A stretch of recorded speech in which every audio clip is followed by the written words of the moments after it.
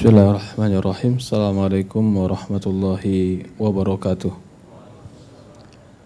Innal hamdalillahi nahmaduhu wa nasta'inuhu wa nastaghfiruh wa na'udzu billahi min shururi anfusina wa min sayyiati a'malina. May yahdihillahu fala mudilla lahu wa may yudlil fala hadiya lahu. Alhamdulillah, segala puja dan puji syukur kita panjatkan hanya kepada Allah Subhanahu wa taala Rabbul alamin. Serta salawat dan salam selalu kita curahkan kepada baginda Nabi kita Muhammadin sallallahu alaihi wa ala alihi wa sahbihi wasallam. Teman-teman yang dimuliakan dan dirahmati oleh Allah Subhanahu wa taala, alhamdulillah di siang ini Allah mudahkan kita bertemu. Mudah-mudahan majelis ini menyebabkan Allah Subhanahu wa taala memudahkan kita masuk ke dalam surga Allah Subhanahu wa taala. Man salaqa tariqan yaltamisu fihi ilm sahhalallahu lahu bihi tariqan ilal jannah. Barang siapa yang menempuh jalan mencari ilmu agama, maka Allah akan mudahkan bagi dia jalan menuju surga. Semoga kita dimudahkan menuju surga Allah Subhanahu wa taala. Hari ini kita membahas thamaratul imani bisifati ilahiyah. Buah beriman kepada sifat-sifat Allah. Allah punya sifat, dan sifat ini diambil dari nama Dia. Maka setiap nama pasti mengandung sifat. Itulah nama Allah.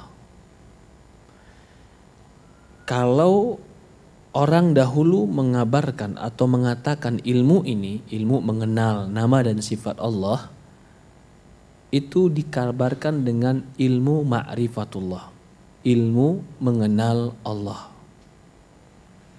Kalau seseorang mengenal Allah, dia akan mengenal dirinya. Kalau dia mengenal dirinya dan dia mengenal Allah, dia akan pandai bersikap bagaimana interaksi dia dengan Allah.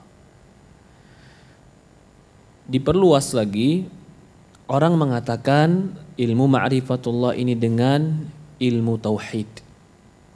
Ada yang mengatakan juga ilmu akidah.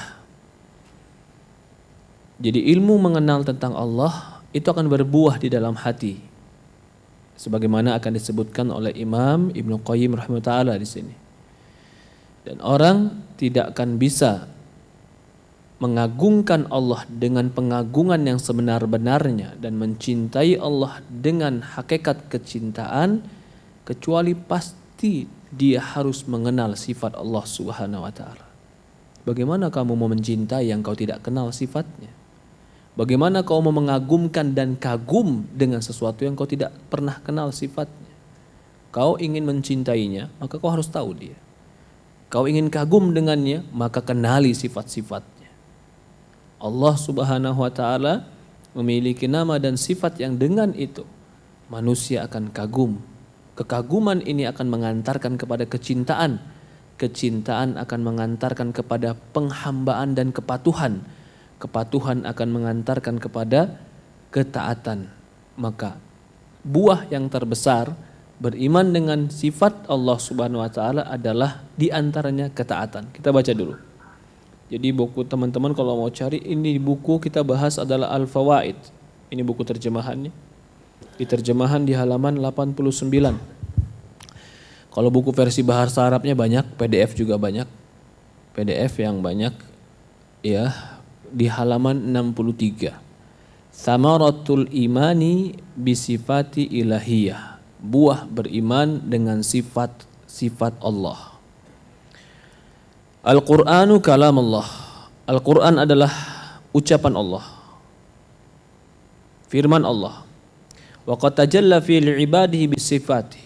Yang Allah telah menerangkan di dalam Al-Qur'an kepada hamba-hambanya sifat-sifat Allah. Jadi sifat itu ada yang bisa kita kenali dari alam. Ada sifat Allah yang kita kenali dengan Quran. Gak bisa kita rasakan dengan mata, dengan telinga, dengan panca indera, nggak bisa. Tapi mengenali sifat itu dengan dalil yang Allah kabarkan untuk dirinya. Saya mau contohkan sifat Allah itu memiliki ilmu, berilmu, pengetahuan dia luas, detail. Kita menetapkan sifat ilmu ini untuk Allah.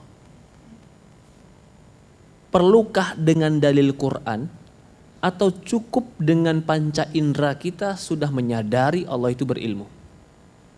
Apa jawabannya, Pak? Cukup dengan panca indera. Bagaimana dia mau menciptakan kalau dia nggak berilmu? Bagaimana dia bisa menciptakan manusia yang detail begini kalau dia nggak berilmu?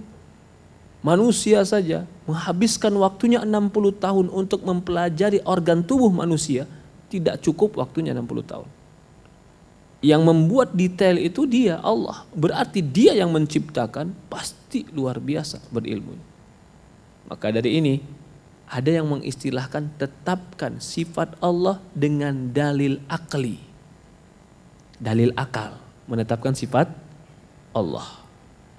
Kita nggak menolak mutlak bahwasannya menetapkan sifat Allah dengan dalil akal itu bisa, nggak menolak mutlak. Bahkan kita bilang ada beberapa perkara yang secara akal fitrah mengakui sifat itu ada. Contoh, Allah sifat mendengar. Ini nggak perlu dalil Quran. Nggak perlu dalil Quran kita tahu Allah mendengar. Dari mana? Betapa banyak doa-doa kita yang dikabulkan. Menunjukkan dia maha mendengar. Dari ini juga makanya nanti ada kelompok yang menetapkan nama-nama Allah dengan atau sifat-sifat Allah dengan sifat yang terbatas tapi hanya membatasi sifat yang sesuai masuk akal. Tapi di sini Imam Ibnu Qayyim nggak ngajarin ke situ kepada kita. Dia langsung bilang wa qad tajalla fil ibadi bi sifati taratan yatajalla fi jilbab hay'ah wa udmah wal jalal. Kadang-kadang Allah menampakkan sifatnya kepada hambanya di dalam Quran.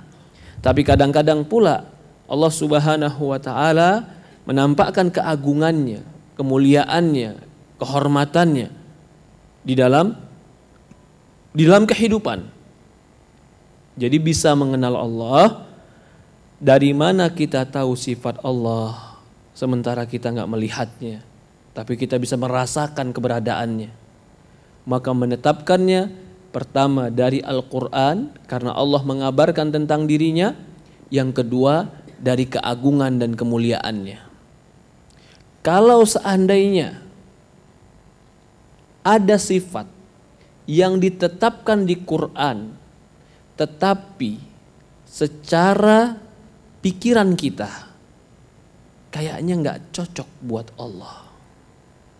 Tapi Allah kabarkan sifat itu ada pada dia di Quran. Apa yang harus kita lakukan? Sebagian orang ada yang mengatakan tolak sifat itu. Karena nggak mungkin Allah memiliki sifat itu. Karena alasannya pertama tadi, bahwasannya akal kita bisa mensifati Allah. Ada yang kedua, dia tidak secara murni menolak, dia lebih halus. Tetapkan sifat itu. Tapi bagaimana? Jangan kau tetapkan zahirnya. Jangan ambil zahirnya, dia punya makna yang lain. Tetapkanlah dengan makna yang lain. Ini namanya mentakwil. Mentakwil itu bagian daripada menolak tapi lebih halus. Karena pada hakikatnya dia menolak yang nyata, lalu dia menetapkan yang lain. Ini juga sebenarnya tidak boleh kita tetapkan untuk Allah. Karena berbicara tentang sifat Allah, sifat itu ada sifat zat, ada sifat perbuatan, itu sifat. Kita punya sifat zat, saya, sifat zat, tingginya 100 sekian, 170, beratnya sekian, itu sifat zat. Allah punya sifat zat. Sifat zat Allah itu murni akal gak bisa masuk. Tapi kalau sifat perbuatan, menciptakan, berilmu, mendengar, itu bisa karena terbukti dengan ada makhluknya. Tapi kalau sifat zat, itu nggak bisa. Kecuali hanya Allah yang kabarkan tentang dirinya. Maka dari itu kebanyakan orang menolak sifat zatiyah Allah. Karena ketika sudah berbicara tentang zat, dia berimajinasi dan memikirkan tentang Allah, lalu dia katakan Allah tidak akan mungkin seperti makhluknya, yang ujungnya kalau begitu jangan sifatkan Allah. Karena kalau kau tetapkan zatnya seperti itu, maka seperti makhluk. Ini sebenarnya kurang tepat, bahkan bisa dikatakan salah. Kenapa salah? Allah yang mengabarkan tentang sifatnya, baik sifat zatnya. Ketika Allah kabarkan tentang sifat zatnya, yang paling tahu tentang zat Allah adalah Allah. Kita nggak pernah melihat zat dia, kita nggak bisa membayangkan zat dia, bisa nggak dibayangkan? Nggak bisa.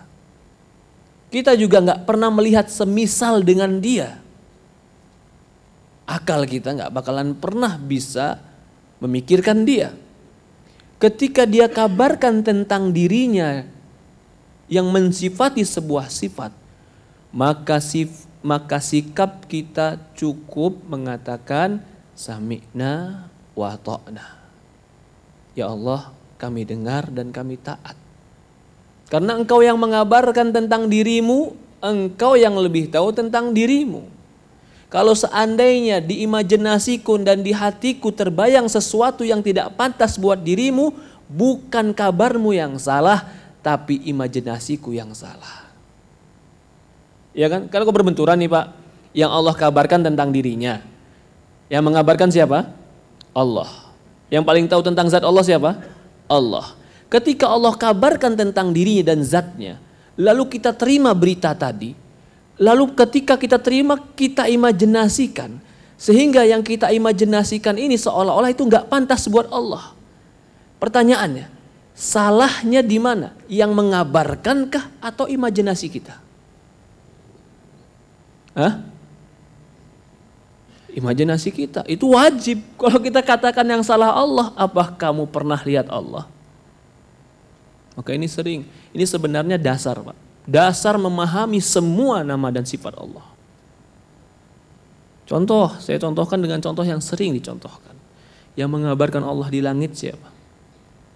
Allah. Lalu kita imajinasikan langit dan kita anggap gak pantas Allah di langit. Karena imajinasi kita mengatakan kalau di langit berarti. Pertanyaannya, Allah yang mengabarkan yang salah atau imajinasi kita yang benar?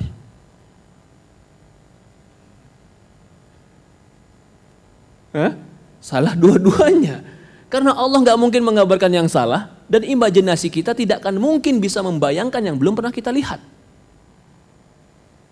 Gak mungkin kita bisa membayangkan dan belum pernah kita lihat. Kalau begitu apa sikap kita terhadap kabar Allah tentang dirinya?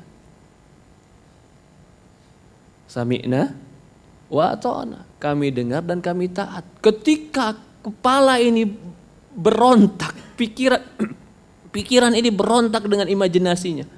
A'udzubillahi minasyaitonirrajim. Maka Rasulullah pernah berkata, akan datang syaitan kepada kalian. Syaitan akan bertanya siapa yang menciptakan ini. Kalian jawab adalah Allah. Dia akan tanya lagi siapa yang menciptakan ini. Kalian jawab akan Allah. Nanti syaitan akan bertanya siapa yang ciptakan Allah. Kata Rasulullah, kalau sudah ada pertanyaan ini dalam dirimu, katakanlah a'udzubillahi minasyaitonirrajim. Jadi di sini ada waktunya akidah itu. Tinggal kita mengatakan a'udzubillahi minasyaitonirrajim. Apa yang Allah kabarkan pasti benar. Ini berkaitan dengan sifat Allah. Sifat fi'liyah, sifat perbuatan hampir semua orang mengakuinya kecuali kaum Jahmiyah. Jahmiyah pun tidak mengakui Allah punya sifat. Allah ada, tapi tanpa sifat dan tanpa nama. Kenapa? Karena kalau kau tetapkan dia punya sifat berarti kau menetapkan dia sama seperti makhluk. Ini yang ekstrim Pak. Lahirlah dari kelompok ini kelompok berikutnya. Allah punya sifat. Tidak seperti Jahmiyah mengatakan tidak punya sifat. Tetapi sifatnya hanya terbatas yang masuk di akal kita. Yang tidak masuk akal, tidak. Karena tidak mungkin Allah bersifat dengan itu. Pondasi dasarnya adalah akal. Lahirlah kelompok yang dikatakan dengan kulabiyah. Dia menetapkan 6 sifat, 7 sifat. Kenapa enggak semua sifat? Karena 7 dan 6 inilah yang paling pantas untuk Allah. Ahlussunnah bagaimana sikapnya? Semua yang Allah kabarkan tentang sifatnya kami terima. Semua nama yang dia kabarkan untuk dirinya kami terima. Karena dia yang paling tahu tentang dirinya. Itu kalau memahami makna nama dan sifat dari sisi keyakinan. Bagaimana sikap kita menerima kabar nama dan sifat Allah. Tapi buku ini tidak membahasnya itu. Membahas bagaimana sikap kita ketika kita mengenal sifat dia. Ya, taratan yatajalla fi sifatil jamal wa kamal. Kadang-kadang Allah menampakkan dirinya dengan keindahan dan kesempurnaan. Wa huwa kamalu asma wa jamalu sifat. Kadang-kadang dia menunjukkan dengan kesempurnaan nama dan keindahan sifatnya. Dan keindahan perbuatan yang menunjukkan kesempurnaan zatnya. Kesempurnaan perbuatannya yang menunjukkan kesempurnaan zatnya. Coba Pak, pernahkah burung itu sekolah teknik sehingga dia tahu bikin sarang? Nggak ada. Burung nggak pernah sekolah teknik, Pak. Tapi burung bisa bikin sarang dari tabiatnya. Tabiat ini siapa yang menumbuhkan? Penciptanya. Berarti pencipta ini sudah men-setting dia begitu hebat. Sampai dia juga tahu bagaimana ngasih makan anaknya. Ayam kalau bertelur, itu telurnya boleh diambil, kita letakkan di tempat penetasan, dipisah dari ayam induknya. Itu anaknya masih bisa hidup. Kalau burung bertelur, kita ambil burung telurnya, kita pisahkan dari induknya, itu belum tentu semua burung hidup. Dia harus makan dari mulut induknya, baru dia bisa hidup. Kapan induknya belajar cari makan buat anaknya? Tapi dia punya perasaan, punya empati, punya khawatir, punya kecemasan terhadap anaknya. Siapa yang menumbuhkan kecemasan, kesayangan, empati dalam burung untuk anaknya? Pasti Tuhannya. Tuhannya yang menciptakan itu untuk dia agar anak-anak burung ini terjaga. Berarti penciptanya itu pasti maha menyayangi dengan makhluk-makhluk. Jadi sebenarnya alam ini kan bisa menjadi guru kita untuk kita belajar.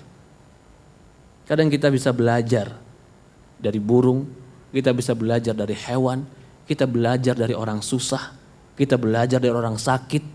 Bahkan kita bisa belajar dari Fir'aun. Kenapa Allah ciptakan Fir'aun? Dengan keangkuhan, dengan kesombongan. Pelajaran yang didapati Allah hinakan.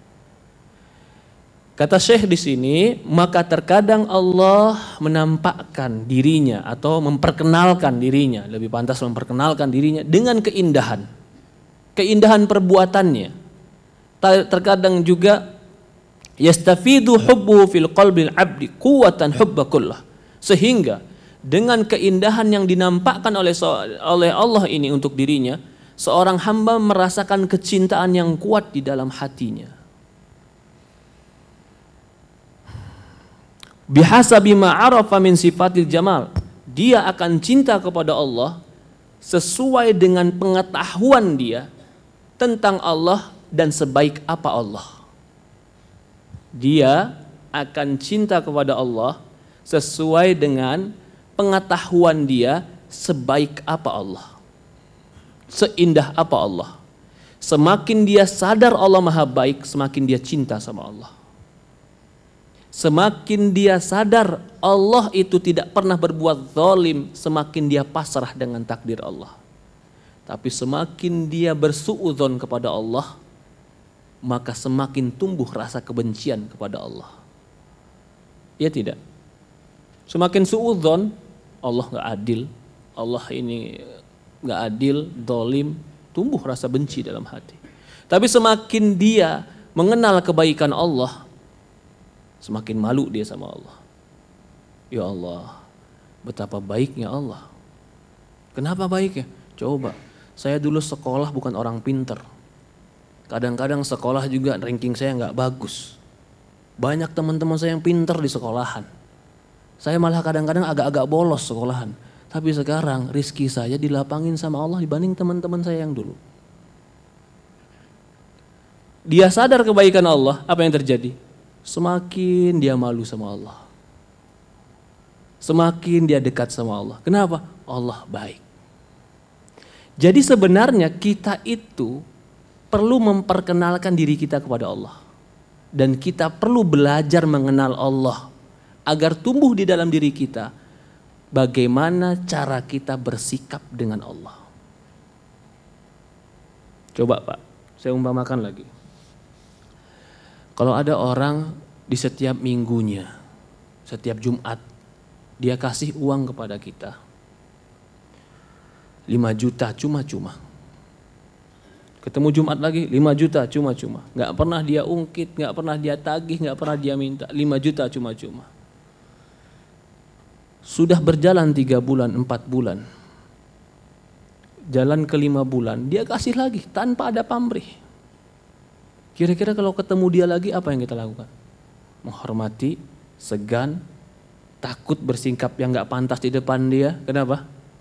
Tiap minggu 5 juta Ustaz. Iya. Betapa banyak nikmat Allah kepada kita kalau diuangkan dan tidak akan pernah bisa dinilai. Harusnya kita lebih malu lagi kalau maksiat sama Allah. Dikasih anak, dikasih istri yang baik, dikasih keluargaan yang nyaman, dikasih harta yang lapang, masa dipakai buat ngedugem?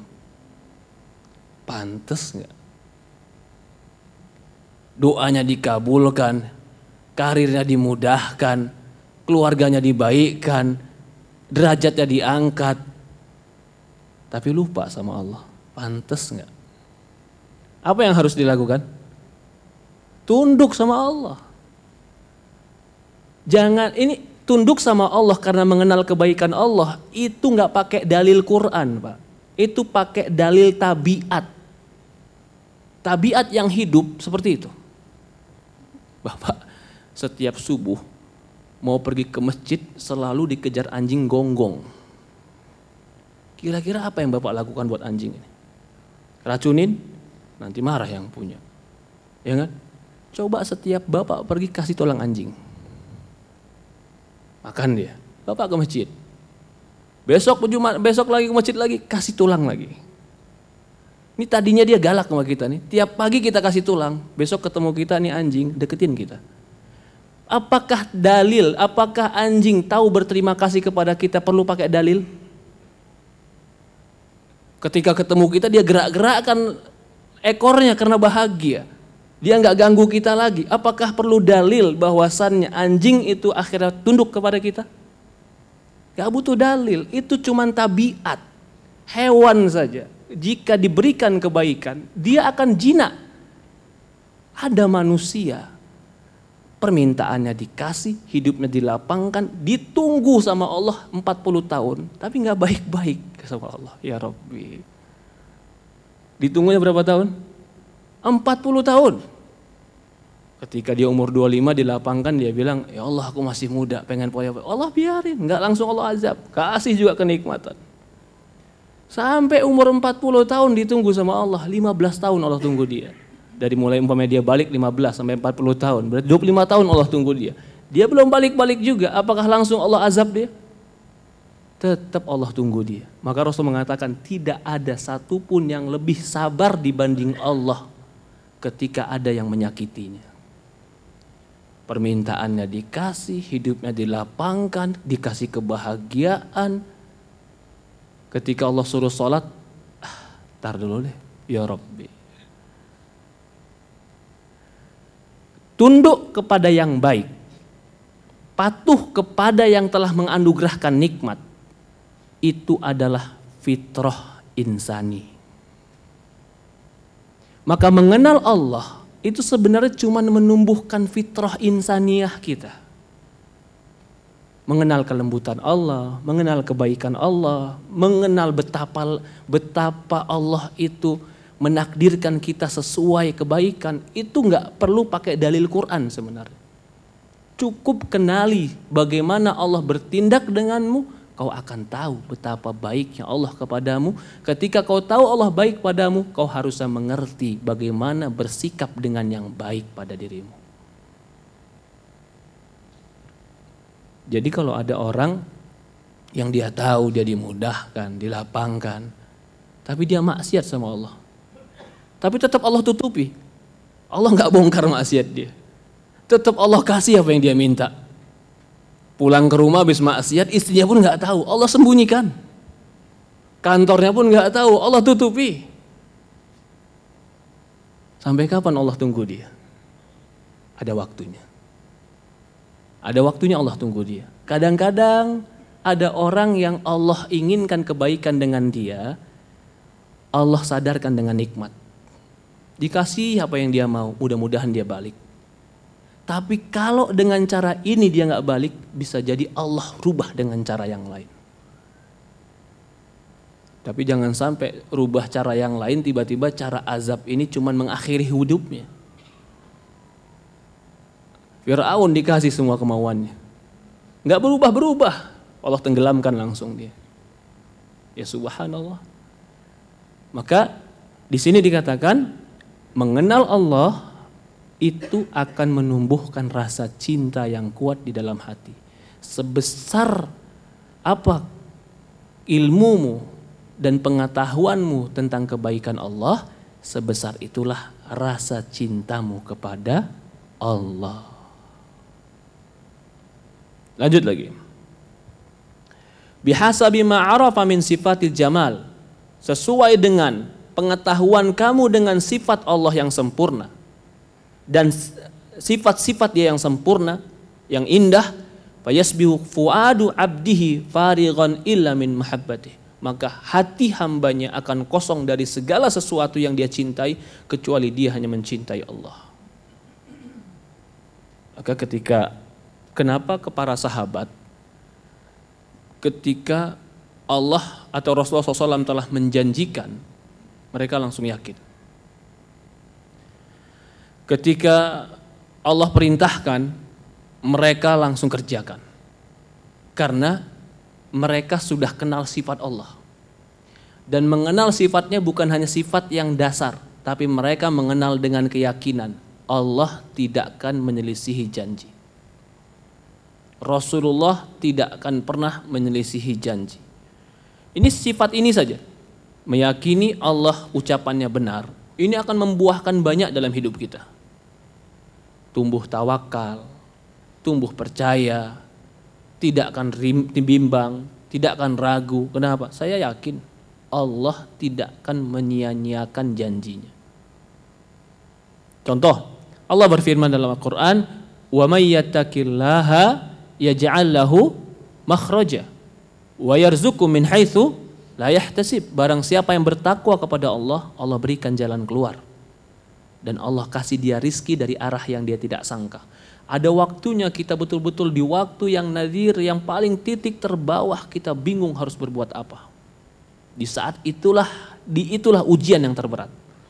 Bahkan bukan kita, para nabi pun ada pada saat titik yang dimana mereka betul-betul tidak ada yang bisa membantu kecuali Allah. Dan kita pun akan pada titik itu. Tapi ketika kita pada titik itu, apa yang kita lakukan?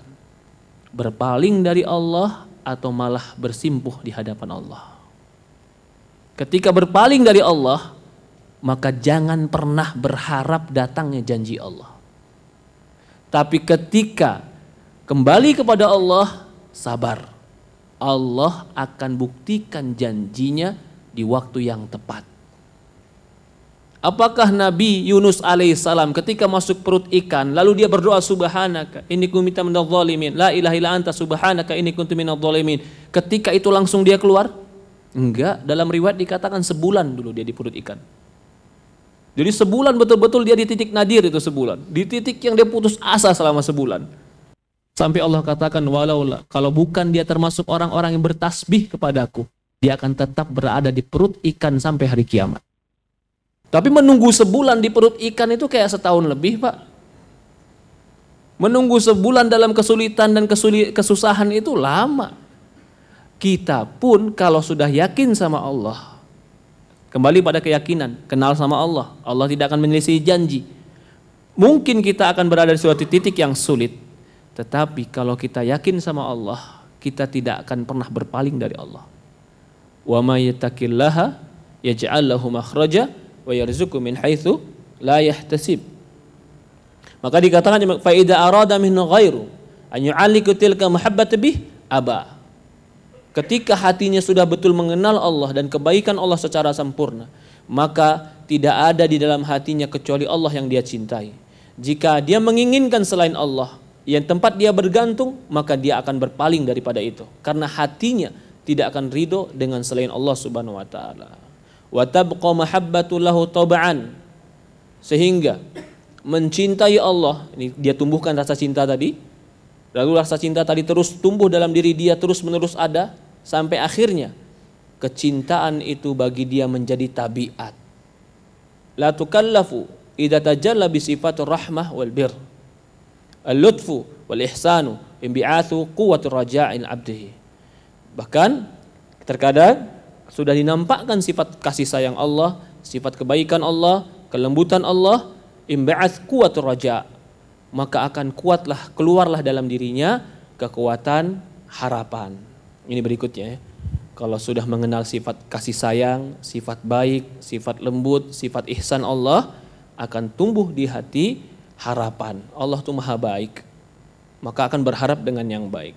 Imbisatu al-amluhu wa qawiyyat tam'uhu wa wasail irabbih. Maka segala harapannya, segala keinginannya, karena dia sudah mengenal Allah maha baik, dia akan kembalikan kepada Allah Subhanahu wa taala.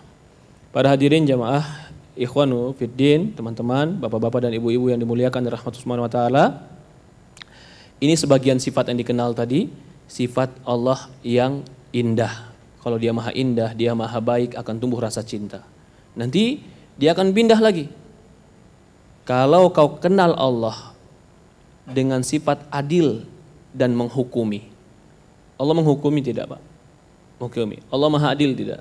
Adil. Maka akan Allah marah tidak? Allah marah tidak? Marah. Apakah semua marah itu tercela? Ghairu maghdubi alaihim. Bukan orang-orang yang kau murkai. Berarti Allah marah dan murka. Sakhat wa uqubah. Kalau kau kenalkan Allah, ini sekarang mengenal Allah dengan sifat yang lain, sifat hukuman, sifat murka, sifat marah, sifat azab, maka akan tumbuh di dalam hati takut kepada Allah Subhanahu wa taala dan berhati-hati terhadap Allah Subhanahu wa taala. Nah, orang mukmin ini di tengah-tengah. Sifat takutnya ada, sifat harapannya besar. Jangan orang mukmin sifat harapannya lebih besar daripada takutnya. Sehingga ketika dia melakukan dosa, yang dia keluarkan harapan, kan Allah maha pengampun, kan Allah maha penyayang. Ini salah tempat. Ketika melakukan dosa, ingatlah Allah itu pernah menenggelamkan kaumnya Nabi Lut. Itu ketika mengingat dosa. Tapi ketika berbuat kebaikan, ingatlah kebaikan sekecil apapun pasti Allah akan catat. Jadi ketika berbuat kebaikan, ingat rahmat Allah. Ketika berbuat kejelekan, ingat murka Allah. Jangan malah ketika berbuat kejelekan, ingat rahmat Allah. Dia berbuat jelek, dia berbuat maksiat, lalu bilang, kenapa kamu berbuat maksiat dan jelek? Kan Allah pemaaf, penyayang. Iya, Allah pemaaf dan penyayang, tapi bukan pada pembangkang. Allah memberikan maaf kepada yang minta maaf. Allah memberikan rahmat kepada yang minta rahmat. Tapi ketika kita beramal soleh, sekecil apapun, jangan kita putus asa melihat kepada hukuman Allah. Wah, Allah sadidul iqab, Allah hukumannya keras. Padahal kita sedang ibadah, akhir nanti putus asa dengan ibadah kita. Tapi kalau sedang ibadah, tumbuhkan di hati mengenal Allah dengan kebaikannya. Allah pengampun, Allah penyayang, Allah penerima amalan. Kalau sedang maksiat, tumbuhkan di hati mengenal Allah dengan ketegasannya, hukumannya, iqabnya, azabnya. Kalau ini dimiliki orang mukmin ketika mengenal Allah, maka dia telah bersikap mengenal Allah dengan sikap yang benar. Allahu alam, mungkin ini yang kita bahas pada hari ini. Ada pertanyaan, tafadhol, dipersilahkan. Sudah jam 1 siang. Assalamualaikum. Tadi kan kalau mungkin buat manusia yang berbalik tidak bisa berpikir dengan baik kan ketika mengenal sifat zat Allah bisa samina ma'rifah. Nah, bagaimana ketika kita mendidik anak kita yang bahkan samina aja itu sudah Oke. membatasi imajinasi mereka terhadap sifat zat Allah itu bagaimana ya? Iya. Kalau kita mungkin bisa berpikir, tapi kalau anak bagaimana? Maka itu perhatikan, Pak. Rasulullah mengatakan kullu mauludin yuladu alal fitrah. Semua anak itu dilahirkan di atas fitrah. Artinya, malah sebenarnya jiwa mereka untuk mengenal Tuhan itu sudah settingannya pasti kenal Tuhan. Contoh, ya. Ustaz, saya mau mengenalkan dia tentang Allah Maha Baik. Bisa? Bagaimana itu? Kamu suapin dia makan. Senang dia makanan ini. Dari senang kan? Bilang sama dia, kamu tahu nggak ini makanan siapa yang kasih? Oh, ayah yang kasih. Iya, ayah yang kasih, tapi yang ciptakan Allah. Dia makan sesuatu yang dia sukai, dia cintai, kita nisbatkan kepada siapa? Allah. Secara fitrah dia akan tumbuh cinta kepada Allah. Suatu hari ada yang dia dengar mencela Allah, pasti dia bela Allah. Marah dia membela mencela Allah. Kenapa? Fitrah. Fitrah mana? Maka itu kata para ulama, kalau seandainya anak-anak lahir tidak pernah didatangi jin dan manusia, dia akan beribadah kepada Allah karena memang bawaan jiwa manusia itu beribadah kepada penciptanya. Jadi sebenarnya dengan anak-anak kita nggak usah perlu pikiran yang rumit. Yang singkat, yang jelas, yang dia lihat, yang dia rasa cukup. Dia kagum sama bulu, dia kagum sama gunung besar. Gunung besar nggak? Besar ayah, gunung besar. Itu dibanding bumi kecil. Bumi dibanding alam ini kecil. Allah yang menciptakan jauh lebih besar. Tapi setelah dia melihat sesuatu dengan matanya, jadi dia paham. Dan itu anak kecil seperti itu. Ya. Banyak kita bisa mengenalkan tentang apa? Tentang Allah kepada anak-anak banyak. Tidak perlu dengan kalimat-kalimat yang rumit, tapi dengan yang dirasa, dengan yang dilihat, dia bisa mengenal Allah Subhanahu wa taala. Allahu a'lam. Mungkin kita cukupkan, Pak. Kita tutup dengan doa kafaratul majlis. Mungkin sebagian teman-teman ada yang ada waktu lain. Subhanakallahumma wa bihamdi asyhadu an la ilaha illa anta nastaghfiruka wa atubu ilaik. Assalamualaikum warahmatullahi wabarakatuh.